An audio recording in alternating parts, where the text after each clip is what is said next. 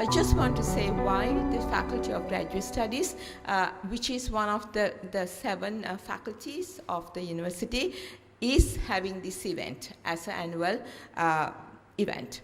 This is the 4th time that we are having it, and 2nd time that we are collaborating with the Ministry of Science, Technology and Research.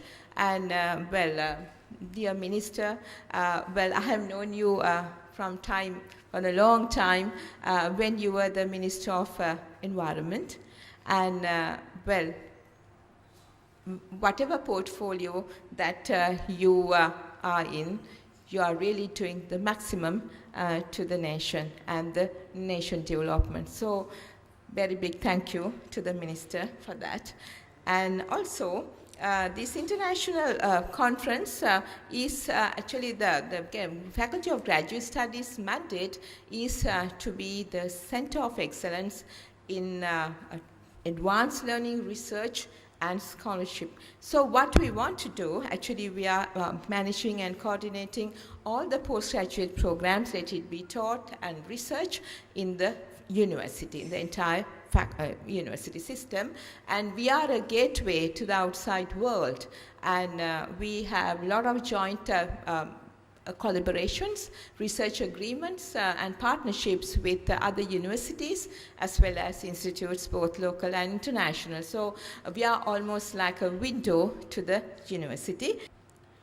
I consider this as a great pleasure and privilege to address on this occasion of the inauguration of the 4th International Conference on Multidisciplinary Approaches. Let me begin by saying that research conference always has a special focus and direction, and therefore has its own uniqueness. But a conference on multidisciplinary approaches is distinctively unique. As we all know, it has a wider scope, much varied in its spectrum of disciplines extensively in the application of both theory and practice. This is why the developed world always promotes multidisciplinary courses, multidisciplinary research, and multidisciplinary ventures. They have understood the value of this unique blend of disciplines in making significant breakthroughs. Compared to unidirectional research, what we mostly need today is multidisciplinary approaches, which bring multiple benefits to a country and its nations. Anyway, we need to ask the question whether we are truly motivated, genuinely interested, and sufficiently collaborative to have multidisciplinary research. Therefore, this conference on multidisciplinary approaches is a step in the right direction, and the fact that this is the 4th such international conference hosted by the Faculty of Graduate Studies is truly a remarkable achievement. It is with great pleasure I participate in this international conference organized by Faculty of Graduate Studies of University of Sri Jawadanapura, together with my ministry, the Ministry of Science, Technology and Research, and the National Science Foundation as co-organizers on multidisciplinary approaches under the theme Sustainable Development through Multidisciplinary Approaches. This is the 3rd time that I am attending, or the 4th time that I am attending international conference annually organized by University of Sri Jawadanapura, and especially the Faculty of Graduate Studies. Professor Hemanti Ranasinghe, I think she is known to me when I was the Minister of Environment 3-4 years ago. And Vice Chancellor Professor Sampath Amartunga and Professor Sudanta Lienage, and many of academics of University of Sri Jagannathapura known to me, not because I am residing close to Sri Jagannathapura University. My memories goes back to early 1960s when I was schooling, and I had the opportunity to go inside the university when as a student, not university student, but when I was schooling together with some undergraduates. I had associated with them for some time. But I am happy to say that I am alumni of University of Sri Jagannathapura because I did my masters in public administration at PIM, University of Sri Jagannathapura. Now we are talking about sustainable development. So, at the 70th United Nations General Assembly, 2 years ago, United Nations introduced Sustainable Development Goals, that is 17 goals and 169 targets by 2030. So now we are in year 2017, so we have another 13 years. As a Minister of Environment, I had the opportunity to attend 3 workshops organized by UN different agencies to formulate 17 goals and 169 targets in different locations.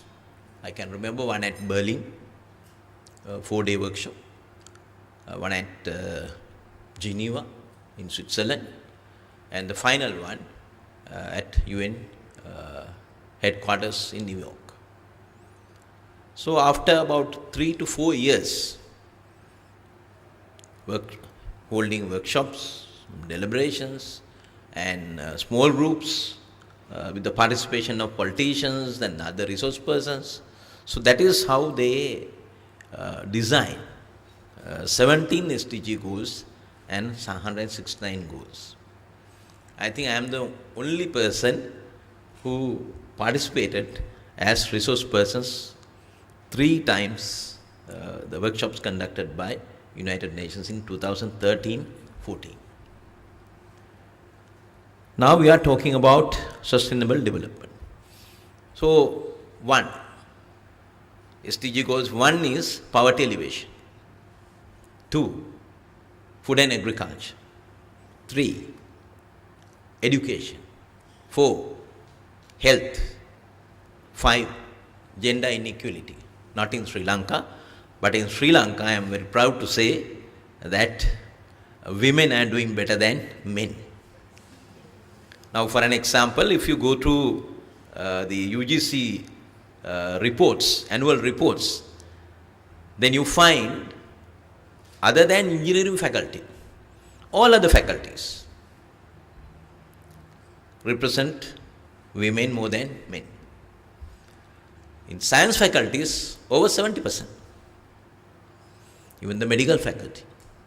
So, at any international conference, as a panelist and as a moderator, of course, I had with that within mind all these facts and figures. So, audience, they applaud, because in African countries you find it's the other way. 30% or less than 30 women participation and over 70% men, even in some of the developed countries. So, when we talk about 17 goals, so number 1, poverty alleviation. Now see what we have taken, what are the steps that we have taken. His Excellency the President, with his guidance, 2 years ago appointed a team of resource persons. I think Professor Hemanti Ranasinghe is one of the resource persons appointed by His Excellency the President to advise the President and for the monitoring and evaluation of the progress of sustainable development, achieving sustainable development goals. In Presidential Secretariat, there's a separate division for this purpose. Now they are working on it, and His Excellency the President declared 2017 as the year of poverty alleviation. With those notes, yesterday our President made his statement at 72nd UN General Assembly in New York. This morning I watched the news, then I realized that the President has mentioned the progress of this. And apart from that, the Prime Minister has taken steps to set up separate ministry called Ministry of Sustainable Development and Wildlife. So then I doubt how we match sustainable development and wildlife. Don't forget about that. But there's a separate ministry for at least for sustainable development in our country compared to most of the other countries. Those are some achievements towards developing the programs, projects to achieve 17 goals and 169 targets by 2030. So then in the note it is mentioned about the food security. Now Sri Lanka is predominantly agricultural based economy and a country with over 70% of population depend on agriculture. If you go through Central Bank report. Now as a result of climate change, now in the southern part of country, so districts like Ratnapura, Kalutara, Gaul, Matara, that particular area, we experience unusual weather patterns and rainfall within 48 hours over 552 milliliters. So then as a result, we lost more than 200 lives, earth slips, floods, the damages to houses more than 8,000, and the entire low country tea plantation affected. So then entire rural economy of 5 districts, this is a great setback. So government has to find funds for relief for victims. So then those are challenges for the government. And on the other hand, the same time, Northern Province, North Central, Eastern Province and part of Wyoming affected by drought, severe drought. 13 districts, the population of 1.8 million still suffering from severe drought. Now Sri Lanka is a country with the land area of 65,000 square kilometers. So as an island nation, we experience these unusual weather patterns as a result of climate change. I am happy to say then I place my signature on behalf of His Excellency the President in May 2016 at the UN headquarters in New York for Paris Agreement. Though the new administration of United States not in favor of that agreement. But still I can remember, then State Secretary John Kerry came to the place his signature to the treaty with his granddaughter, just to show, and it symbolizes that we are going to protect the future of this planet for the sake of our next generations. So that is the message given, and the former Secretary General Ban Ki-moon during his tenure as the Secretary General, took many steps to introduce these 17 SDG goals. Why? Then we have a target. Then we must have a program. Then we must have monitoring and evaluation. And how we are going to face the challenges of climate change, not only Sri Lanka.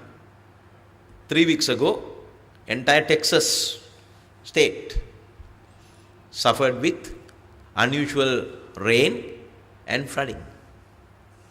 One of our associate, Dr. Bandula Vijay, who came to university recently, is residing in Houston.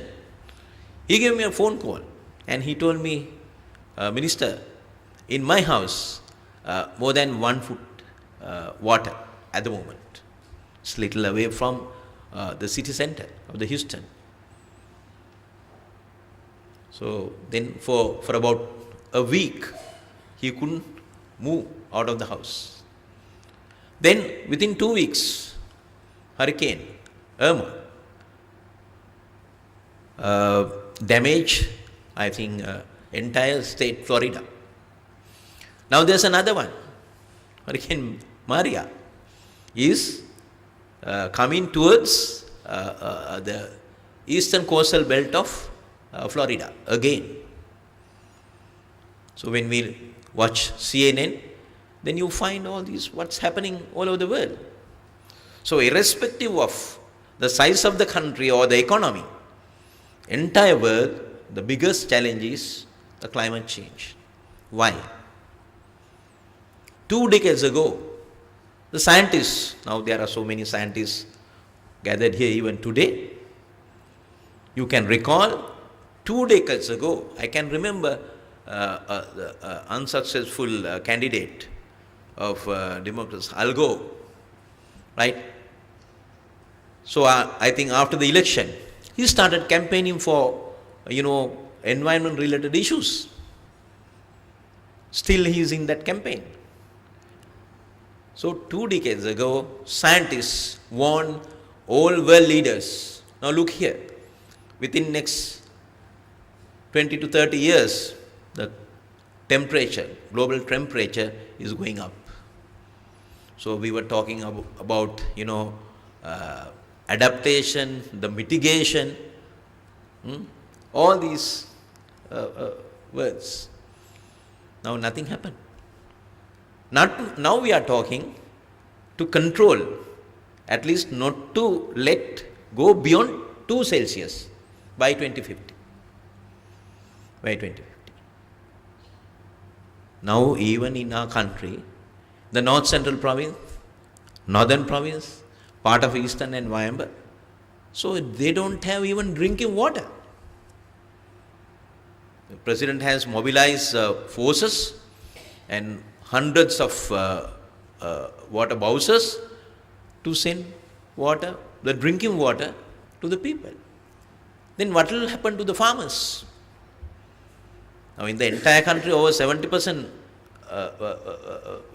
farming, they engage in farming. But in North Central, those provinces, over 90% are farmers. Now we lost last 3 seasons of paddy. So as a result, if you go through all the records, then you find in the year 2014, we had excess paddy crop. We want to export some rice. After 2 years now, we are in 2017. We have to import this year 250,000 metric tons of rice. It is predicted by FAO.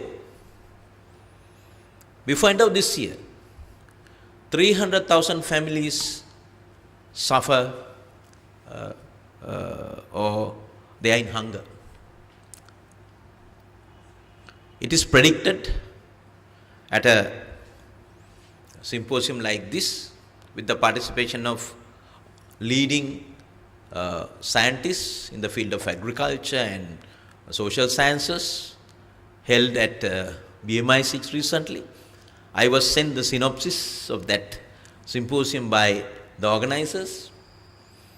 If we continue like this same weather patterns, that if we don't have a proper plan, by 2020, we will have to import 760,000 metric tons of rice. Now again, we have to find foreign exchange to that. So, where we are heading? So we have over 3 agricultural faculties in the country. They engage with research, and we have Kurunagala Batalagoda Research Institute. There are so many research institutes related to plantation other than research institutes under my ministry. So where are these researchers? What they have predicted? With the development of technology and the sciences, you can predict when we are getting these bad seasons. So that is why under my ministry, the many institutes, they have collaborations with developed countries. With the researchers and the institutions, we have signed many MOUs. We are getting information. We exchange our data. So then I want to have combined programs with relevant ministries and the institutions, and very soon we are going to start not a mere workshop. We have enough research papers. Go to any university in our country, you find thousands of research papers in cupboards. That is the truth. Then the implementation. The government institutions, the private sector, they are not worried about that. They are not aware. So what I am going to do is to link the innovators, researchers with the entrepreneurs and the government institutions, and have a action plan, and with the monitoring and evaluation, the see that you achieve targets at the set timetable. That's what we want to do. Now, if you go through the central bank report this year, prepared covering the first 6 months, it is stated that growth of agriculture sector in our country minus 3.6.